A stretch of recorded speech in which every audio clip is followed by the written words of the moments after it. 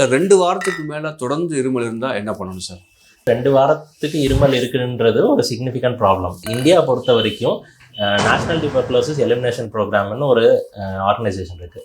So அந்த guidelines படி பார்த்தோம்னா 2 வாரத்துக்கு மேலே யாருக்கு இருமல் இருந்தாலும் டிபி இன்ஃபெக்ஷன் இருக்கா இல்லையான்றது ரூல் அவுட் பண்ணணுன்றது கவர்மெண்ட் ப்ரோட்டோகால். ஸோ அது கண்டிப்பாக பார்க்கணும். பட் அதுக்காக 2 வாரம் இருமல் இருந்துச்சுன்னா டிபி தான் கிடையாது. முக்கால்வாசி சுச்சுவேஷன்ஸில் ரெகுலராக வரக்கூடிய ஒரு சீசனுக்கு வரக்கூடிய ஒரு ஃப்ளூ கூட இருக்கலாம். அதுவே கொஞ்சம் நாள்பட்டதாக இருந்து கொஞ்சம் கொஞ்சமாக ஸ்லோவாக சரியாகலாம். அதுதான் மோஸ்ட் காமனாக பார்க்கக்கூடிய விஷயம். பட் அதுக்காக எல்லா இருமலுமே அதுதான் முடிவு பண்ணக்கூடாது. 2 வாரத்துக்கு தாண்டி இருந்ததுன்னா டாக்டரை போய் பார்த்துறது இஸ் பெஸ்ட்.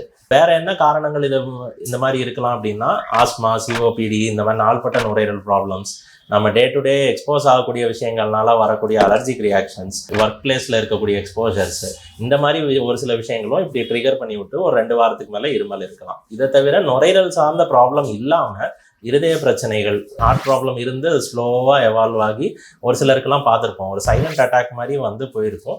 அதுக்கப்புறம் ஹார்ட் ஃபெயிலியர் மாதிரி டெவலப் ஆகி ஸ்லோவாக நுரையீரலில் நீர் சேர்ந்து ஒரு இருமல் உண்டாகிட்டு இருக்கும். ஸோ அது நுரையீரல் ப்ராப்ளமாகவே இருக்காது, ஒரு ஹார்ட் ப்ராப்ளமாக கூட இருக்கலாம்.